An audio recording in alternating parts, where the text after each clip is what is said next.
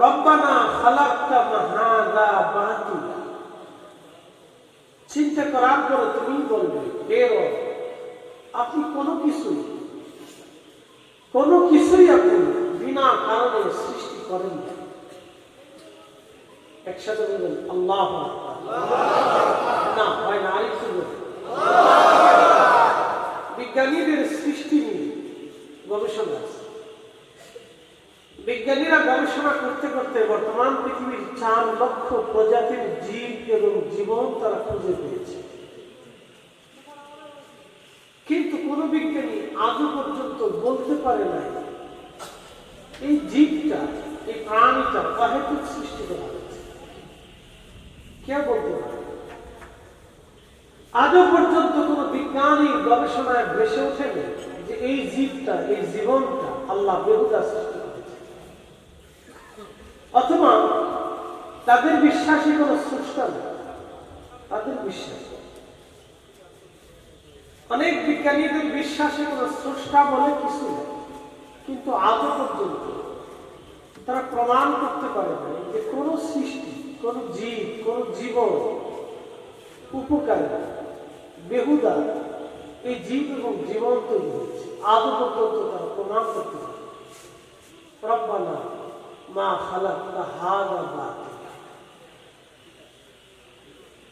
1450 বছর আগে আল্লাহ বললেন, তোমরা গবেষণা করো, ফিকির করো, চিন্তা করো, এরপরে তোমরাই বলবে, হে রব, আপনি কোনো কিছুই বিনা কারণে সৃষ্টি করেন, কোনো না কোনো কারণের প্রেক্ষিতে আপনি জীবন এবং জীবকে আপনি সৃষ্টি করেছেন। প্রিয় উপস্থিতি, আপনি বহির সৃষ্টির পরে লক্ষ্য করেন, আগে নিজের জীবন জিন্দেগিকে আপনি চেষ্টা করেন। আপনার স্বাস্থ্যের দিকে তাকান, জীবনের দিকে তাকান, বডির দিকে তাকান। মনোযোগ দেন, আমি আপনাদেরকে ব্যাখ্যা করে বোঝাচ্ছি। রাত গভীর, এ সময় সাধারণত স্নায়ু মানুষের দুর্বল থাকে। ভালো করে বুঝুন, কারণ ঘুমের চাপ। রাত্রে দিচ্ছেন আল্লাহ বিশ্রামের জন্য। আমরা বক্তারা রাতে ঘুমানোর মজা আমাদের নসিব হয় না। রাতে ঘুমাইতে পারি, রাতের ঘুম দিনে কখনো পরিপূর্ণ হয় না। আপনি দিনে যতই ঘুমান, রাতের ঘুম হবে না, কারণ রাত নীরব থাকে। মনে রেখে, রাত নীরব, শব্দহীন, একেবারে নীরব। আপনার ঘুমটা হবে একবারে পারফেক্ট নীরব, কোনো সাউন্ড পলিউশন নেই, কোনো সাউন্ড পলিউশন নেই। নীরব ভাবে আপনি ঘুমিয়ে পড়েছেন। আপনার ব্রেন সুস্থ, মস্তিষ্ক ঠান্ডা থাকে। কিন্তু দিনের বেলা যদি ঘুমান, চারিপাশের বিভিন্ন আওয়াজ, শব্দ আপনার কানে ভেসে আসতে থাকে। সূর্যের আলো আসবে, আপনার ঘুম পারফেক্ট হবে না, আরাম সুন্দর হবে। আমার দিকে এই যে মানব বলি, মানুষের জন্য দুইটা চোখ না থাকলে, রুহু থাকলে মানুষ বেঁচে থাকে। দুটি কান না থাকলে, রুহু থাকলে বেঁচে থাকে। দুটি হাত না থাকলে, রুহু থাকলে বেঁচে থাকে। দুটি পা না থাকলে, রুহু থাকলে বেঁচে থাকে।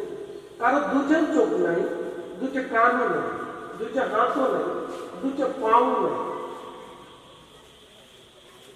কিন্তু রুহু আছে, জীবন আছে, বেঁচে আছে। রুহু যদি না থাকে, তাহলে চোখ, কান, হাত, পা, অঙ্গ প্রত্যঙ্গ সব অচল।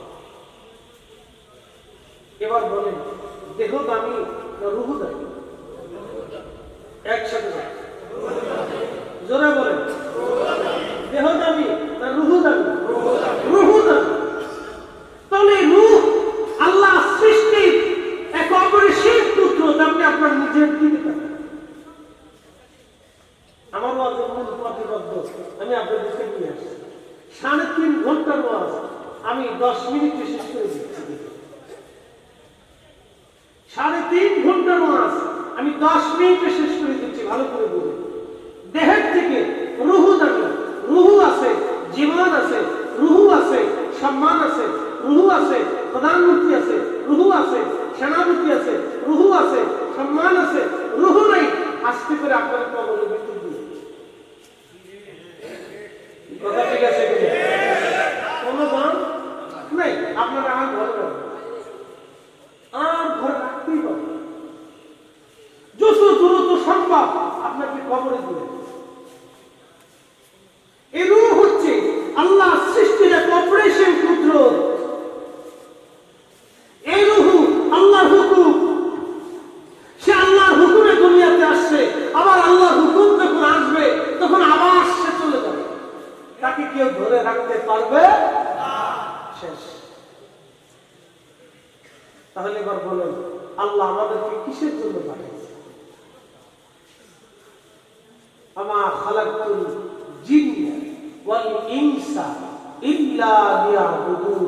শুধুই রবের গোলামের জন্য আল্লাহ আমাদেরকে দুনিয়াতে পাঠিয়েছে। এখন আমার 3.5 ঘন্টার আমাদের শেষ 10 মিনিটের শেষ প্রশ্ন, আমরা কি আল্লাহর গোলামি করতে পারছি কিনা? শেষ। এতটুকু নামাজ বাড়ি পর্যন্ত একটু চিন্তা করে নিয়ে যাবে, সত্যি আল্লাহ আমাকে পাঠাইলেন, আমি কি আদতে খোদার গোলামি করতে পারছি? আমি কি আদতে তেনার হুকুম পালন করতে পেরেছি? আমি কি তেনার হুকুম মানি? আমি কি তেনাকে খুঁজতে চেষ্টা করেছি? আমি কি তেনাকে ভালোবাসতে শিখেছি? আমি কি তেনার হুকুম প্রতিপালন করতে পেরেছি? বাস, শেষ। 3.5 ঘন্টা 10 মিনিটে শেষ করে দিচ্ছি। এই জন্য কোন মহান জ্ঞানীরা বলতেন যে নিজের নাফসকে, জীবনকে চিনেছে, সে রবকে চিনেছে। এর অনেক বড় ব্যাখ্যা আছে। যে নিজের রব নাফসকে চিনেছে, জীবনকে চিনেছে, সে রবকে চিনেছে। প্রিয় উপস্থিতি হাজির, এই রূহটাকে রব্বুল আলামিন নিয়ে চলে যাবেন। আল্লাহ বলির সাথে কোনো বক্তব্য নাই, বক্তব্য হবে রূহের সাথে, কথা হবে আল্লাহর বান্দার সাথে, রূহের সাথে। হুজ্জাতুল ইসলাম ইমাম গাজ্জালী ইন্তেকাল করলেন। আল্লাহর একজন ওলি স্বপ্ন দেখলেন, ইমাম গাজ্জালী তুমি কেমন আছো? ইমাম গাজ্জালী বলেন, ভালো আছি। ও আবু হামিদ, আল্লাহ তোমার সাথে কেমন ব্যবহার করেছে তুমি বলো। ইমাম আবু হামিদ গাজ্জালী তিনি বলতেছিলেন, ও আল্লাহ, আল্লাহ আমাকে ক্ষমা করে দিয়েছেন, আল্লাহ আমাকে মাফ করে দিয়েছেন। একবার জোরে বলা যাবে কি মারহাবা? কখনো তোমাকে যদি ভুলি, কখনো তোমাকে যদি ভুলি, হেদায়েতের আলো জ্বেলে নিয়কাশে তুলি, ছাই দিও প্রিয়তম ওগো মহিয়ান,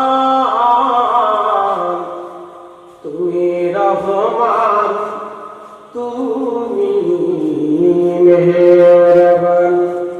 অন্ধ গাহে না শুধু তোমার গুণগান, অন্ধ গাহে না শুধু তোমার গুণগান, বুঝেও বুঝে না তবু শান, তুমি রহমান, তুমি মেহেরবান।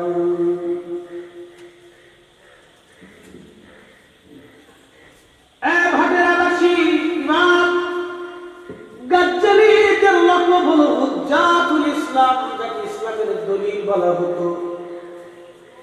এত কিতাব উনি লিখেছিলেন, ওনার কিতাবগুলো হালাকুর আক্রমণে ইরাকের বাগদাদের দজলা নদীর ভিতরে ওনার কিতাবগুলি ফেলে দেওয়া হয়েছিল, এবং বহু কিতাব খারিজি রাফিজরা ওনার কিতাবগুলি পুড়িয়ে ফেলে দিয়েছিল। হুজ্জাতুল ইসলাম ইমাম আবু হামিদ গাজ্জালী। মুসলমান মনোযোগ করলো। আল্লাহর ওলি ডাকতে বলেন, বন্ধু খোদা কেমন আচরণ করেছে বলো? বলে, আমার রব আমাকে মাফ করে দিয়েছেন। বলো তো প্রভু তোমাকে কিসের জন্য মাফ করেছে? কোন বুজুর্গির কারণে, কোন আমলের কারণে আল্লাহ মাফ করছে একটু বলো আমারে। শুনবেন ভাটনাবাসী, কুলাউড়াবাসী, জীবনের সবচেয়ে বড় সফলতা হলো খোদার ক্ষমা। ক্ষমাই যদি নসিবে না হয় তাহলে জীবনের কোনো সফলতা নাই। কি কথা বলেন না কেন? ঠিক কিনা? অনেক অনেক কিন্তু খোদা মাফ করে নাই। কোটি মানুষ আপনার কবরের পাশেও থাকলে কাজ হবে না। হবে? কোন সফলতা আছে? নেই। আপনি তামাম পৃথিবীর অনেক বড় বাচ্চা, অনেক বড় সাম্রাজ্যের বাচ্চা। আপনি বর্তমানে এই পশ্চিমারা তারা চিন্তা করে আমরা সাম্রাজ্যবাদী হতে চাই। একটা পাগল হয়েছে আমেরিকায়, ও সাম্রাজ্যবাদী হতে চাচ্ছে। মানে তার বক্তব্য আমি যেমনি বলবো পৃথিবীর সব নির্জন। হ্যাঁ, সে পৃথিবীকে পারমাণবিক যুদ্ধের দিকে ঠেলে দিচ্ছে। একটা পাগল। এই অসুস্থ মস্তিষ্ক যতদিন পর্যন্ত পৃথিবী থেকে না বেরোলে, আল্লাহ রাসূল 1450 বছর আগে বলেছিলেন, উম্মত তোমরা শোনো, কিয়ামতের আলামত হচ্ছে পৃথিবীর নেতৃত্বে কিছু মানুষ আসবে, রাষ্ট্রপ্রধানরা আসবে, যারা অবাঞ্ছিত হবে, বেহাইয়া হবে, চরিত্রহীন হবে, এবং তারা হবে কি আপনার এই দুর্নীতিগ্রস্ত হবে, চোর হবে, ডাকাত হবে, খুনি হবে এবং লুচ্চা হবে। তারা কিয়ামতের আগে রাজা বাদশা হবে, আমির হবে। কি ভাবতেছেন? ভাবেন আল্লাহ রাসূলের কথা সত্য হবে না? চিরসত্য হবে। একটু ডাকাত, একটু খুনি, তেল চোর, সারা পৃথিবীতে খালি তেল চুরি করতে চায়, ধান দেয় তেল চুরি। প্রিয় উপস্থিতি হাজির, খুব মনোযোগ দিবেন, এই দিকে যাবো আমি। আপনি পৃথিবীর যত বড়ই আমির হন, সাম্রাজ্যবাদী হন, খোদা যদি ক্ষমা না করে জীবনে কোনো মূল্য নাই। কোটি কোটি মানুষ আপনার কবরের পাশে থাকবে, খোদা যদি ক্ষমা না করে কোনো মূল্য হবে না। জীবন বরবাদ। এই জন্য মানব জীবনের সফলতা হলো খোদার ক্ষমা। আল্লাহর ক্ষমা, ক্ষমা যদি না হয় মানব জীবনের কোনো সফলতা নাই, কোনো সফলতা নাই। আমার একটু সিঁড়ি সারা একটু সিঁড়ি সারা সিঁড়ি খাই না, এটার উপর সেচ্ছি কমাই দিতে, মিষ্টি কমাই দিতে। কোনো ডায়াবেটিস আছে না? আমি কয়েকদিন আগে টেস্ট করছি ডায়াবেটিসের। ডাক্তার বলল আপনার ডায়াবেটিসের গুড়ার কাছে ভালো। গাড়িতে বসে থাকো, মাহফিলে বসে থাকো, হাঁটাহাঁটি দৌড়াতে খুব কম হয়। এই জন্য সিঁড়ি বাদ দিতেছি যে খাবো না, আগে থেকে বই করি। আমাদের দেশের সিস্টেম যদি আমরা চেঞ্জ করি, ধরেন যে সময় হঠাৎ করে ডিমের দাম বাড়ে, এসব আমরা শুধু ঐক্যবদ্ধ কোনো জাতি না, আমাদের কিন্তু কোনো ঐক্যবদ্ধতা নাই। ওই সময় যদি আমরা ডিম খাওয়া বন্ধ করে দিই তাহলে দেখবেন হঠাৎ ডিমের দাম কমে যায়। কি কথা বললাম? আমরা সারা বাংলাদেশের মানুষ ঘোষণা করবো যখন তেলের দাম বাড়বে ওই সময় আমরা তেল খাওয়াতে পারি। তেল কিনা রাখতে দেবো, দেখবেন তেলের দাম অটোমেটিক কমে গেছে, বাপ রেখে তেল বিক্রি করবে। সেই কথা সিস্টেম বলে আসলে আমরা ঐক্যবদ্ধ কোনো জাতি না, আমরা অনৈক্যবদ্ধ জাতি। দেখবেন এক গ্রুপ এক একজনের শেয়ারের সাথে কোনো শেয়ারের কোনো মিল নেই, তাল নেই, ভাষা সংস্কৃতির কোনো মিল নেই, সিস্টেম ভিন্ন ভিন্ন। এক এক রকম এক এক অঞ্চলের মানুষের অ্যাটিটিউড এক এক রকম, একবারে ভিন্ন ভিন্ন রকম। আমি সারা বাংলাদেশ ঘোরার মানুষ তো, সব জেলার ভাব আমার পেটে ঢুকে গেছে। সব দেশের মানুষের আচার আচরণ ব্যবহার চরিত্র আমার খুব ভালো করে জানা। তবে আপনাদের সামনে প্রশংসা করবো না, আপনি এত আশা করছিলাম পান বেশি পান ভালো না। সিলেটের হলাম 80 টাকা তোলা, আলহামদুলিল্লাহ জোরে বলে। সরাসরি বলিনি, আকার ইঙ্গিতে বলছি। তাহলে কিন্তু হুজুর ফান করতেছে, ফান সিলেট একটু ভিন্ন প্রকৃতি। একসাথে ধরে বলেন আল্লাহু আকবার। সারা বাংলাদেশে সব জায়গায় আল্লাহ আমার ঘুরতে সুযোগ দিচ্ছে, কম বেশি আমি দিচ্ছি। যাক, খুব মনোযোগ দিবেন। তো যে কথা আমি বলছিলাম যে হযরতে হুজ্জাতুল ইসলাম ইমাম গাজ্জালী রাহমাতুল্লাহ আল্লাহর ওলিকে বলতেছে, বন্ধু আল্লাহ আমাকে মাফ করে দিয়েছে। বলে কিভাবে মাফ করছে তুমি কি বলবা? বলে শোনো, আমি যখন রবের কাছে চলে গেলাম, আল্লাহ আমাকে ডাক দিল, বাবা হামিদ, তুমি তো দুনিয়াতে আমি তোমারে পাঠিয়েছিলাম, তো তুমি দুনিয়ার থেকে আমি রবের জন্য কি নিয়ে আসছি? কি জবাব? ছেলে বাবা বিদেশ গেলে ছোট্ট ছেলেটা তারে খুশি করার জন্য বাবা অনেক কিছু কিনে নিয়ে আসে। চাকরি যত কমই করুক, যত পরিশ্রমী হোক, শেষ সময় তার 5 বছরের ছেলেটা বাবার দিকে চেয়ে থাকবে, মেয়েটা চেয়ে থাকবে। বাবা যত কষ্টই হোক, কিছু না কিছু উপঢৌকন ছেলে আর মেয়েটার জন্য খুশি হওয়ার জন্য বাবা নিয়ে আসে। কারণ মেয়েটা বলতে এসে বাবার সামনে দাঁড়াবে, জিজ্ঞেস যদি করে বাবা কি আছে, তো কিছুই যদি দিতে না পারে তো বাবা লজ্জিত হবে। তো খোদা রব্বে করিম তার দরবারে নিয়ে আপনাকে জিজ্ঞেস করবে, বান্দা তোমাকে দুনিয়াতে পাঠিয়েছিলাম, আমার জন্য কি নিয়ে আসছে? কি জবাব সে দিবে? যেটা প্রেমের কথা। ইমাম আবু হামিদ গাজ্জালী লজ্জায় পড়ে গেলেন, চিন্তা করতেছিলেন নামাজের কথা যদি বলি তাহলে নামাজ অনেক ভুল হয়েছে। কারণ আমরা অনেক সময় আল্লাহর উদ্দেশ্যে নামাজ পড়ি না। ইন্না সালাতি, বলো তো নামাজ আমি আল্লাহর জন্য, ওয়া নুসুকি, কুরবানি আমি আল্লাহর জন্য, ওয়া মাহইয়ায়া, জিন্দেগি আমি আল্লাহর জন্য, ওয়া মামাতি লিল্লাহি রাব্বিল আলামিন।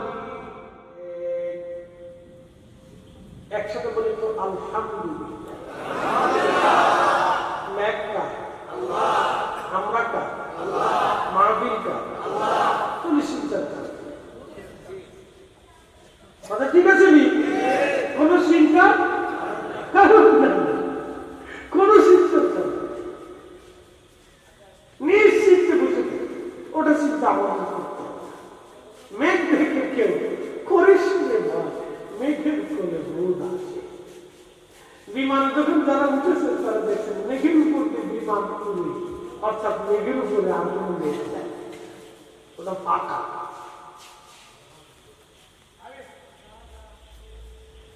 প্রিয় উপস্থিতি, খুব মনোযোগ দিবেন। ইমাম আবু হামিদ গাজ্জালী চিন্তা করলেন, নামাজের কথা যদি বলি তাহলে 100% পিওর ইখলাসের সাথে আমি নামাজ পড়তে পারি নাই। অনেকেই নামাজ পড়ে বিয়াই নামাজ, বলে ফরিদে হুজুর বিয়াই নামাজ কি? নতুন নতুন বিয়াই বাড়ি গেল, নামাজ যদি না পড়ে তাহলে বিয়াই কি মনে করবে? এই বিয়ার ডরে, বিয়ার চিন্তায় নামাজে গেছে, এর জন্য নাম দিছি বিয়াই নামাজ। সে খোদার ভয় নামাজে যায় নাই, সে মূলত বিয়ার ডরে নামাজে গেছে, আত্মীয়র ডরে। আর একটা নামাজ আছে সামাজিক নামাজ। বলে হুজুর সামাজিক নামাজ কি? সমাজে এক জায়গায় বসছে, আত্মীয় স্বজন আসছে, শালির দরবারে, ইমাম সাহেব হুজুর বললো আপনারা আসেন নামাজ পড়ে আসি। তখন সবাই নামাজে চলে গেল। এর ভিতরে অনেকেই আছে নামাজ কালাম করে না। তারা চিন্তা করলো নামাজ যদি না পড়ি তাহলে সমাজ কি মনে করবে? সে খোদার ভয়ে নামাজে যায় নাই, সে সমাজের ভয়ে নামাজে গেছে। এটার নাম সামাজিক নামাজ। ফাওয়াইলুল লিল মুসাল্লিন আল্লাযীনা হুম আন সালাতিহিম সাহুন। কপাল পোড়া সে নামাজি যে মানুষ দেখার জন্য নামাজ পড়ে এবং তার নামাজে সে উদাসীন থাকে। কপাল পোড়া, বদ কপাল, বদনসিব এই ব্যক্তিটা। এই জন্য সালাত ইমাম গাজ্জালি চিন্তায় পড়ে গেলেন, আল্লাহ আমি এখন সালাতের কথা কেমনে বলি? হায় সালাতের কথা যদি বলি তাহলে আমি ধরা পড়ে যাব, কারণ সারা জীবনের সালাত ইখলাসের সাথে হয়েছে এমন গ্যারান্টি নাই। চিন্তা করে তাহলে রোজার কথা বলি, কিন্তু না না না, সারা জীবনের রোজা আমার ইখলাসের সাথে হয়েছে এমন কোনো গ্যারান্টি আমার জীবনে নাই। আমাদের যে মাহে রমজান চলে গেল, অনেকে রোজা রেখে গালিগালাজ করেছে, রোজা রেখে মিথ্যা কথা বলেছে, রোজা রেখে মালে কম দিয়েছে, রোজা রেখে মালে ভেজাল দিয়েছে, রোজা রেখে খাবারে ভেজাল দিয়েছে, রোজা রেখে খাবারে ফরমালিন দিয়েছে, রোজা রেখে গালিগালাজ করেছে, মারামারি করেছে, রোজা রেখে গীবত তহমত শিকায়েত করেছে, রোজা রেখে ঝগড়া ফাসাদ করেছে। তার মানে ইখলাসের সাথে রোজা হয় নাই। ইমাম গাজ্জালি চিন্তায় পড়ে গেলেন, এখন ইখলাসের সাথে রোজা যদি না হয়ে থাকে তাহলেও তো আমি ধরা পড়ে যাব। চিন্তা করলেন যাকাতের কথা বলি, না না, ইখলাসের সাথে যাকাত হয় নাই, কারণ যাকাত দেওয়ার সময় অনেক সময় মানুষের মনে তাকাব্বুরি আসে, মানুষ যাতে আমাকে দানবীর বলে, দানশীল বলে, সেই জন্য অনেকে এই মনে মনে ইচ্ছা করে যাকাত প্রদান করে থাকে। ইমাম গাজ্জালি চিন্তায় পড়ে গেলেন, না, যাকাতের কথা বলা যাবে না।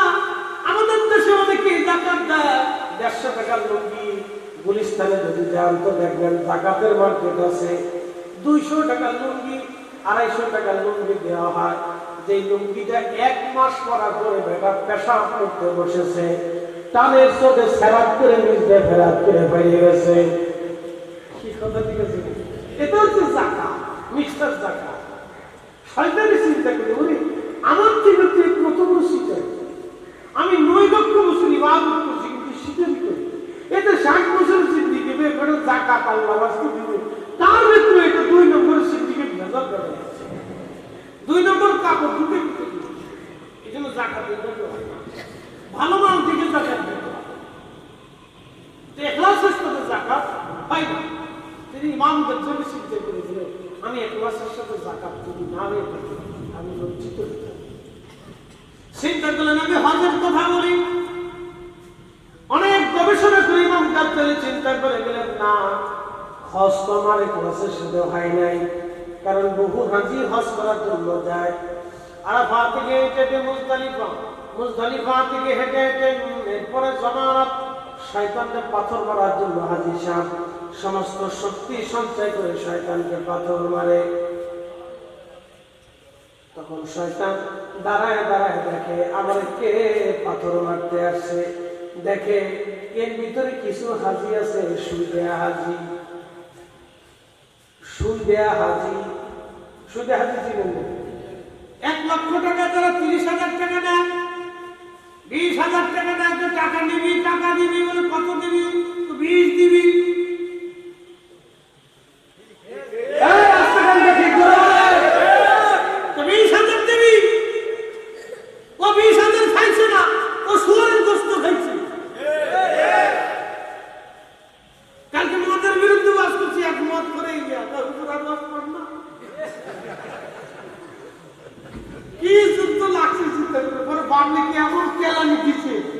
ওর জিন্দিগিতে মরার একদিন পর্যন্ত মনে থাকবে যে আর জীবনে ও আছে যে কোনোদিন এটা করতে হবে।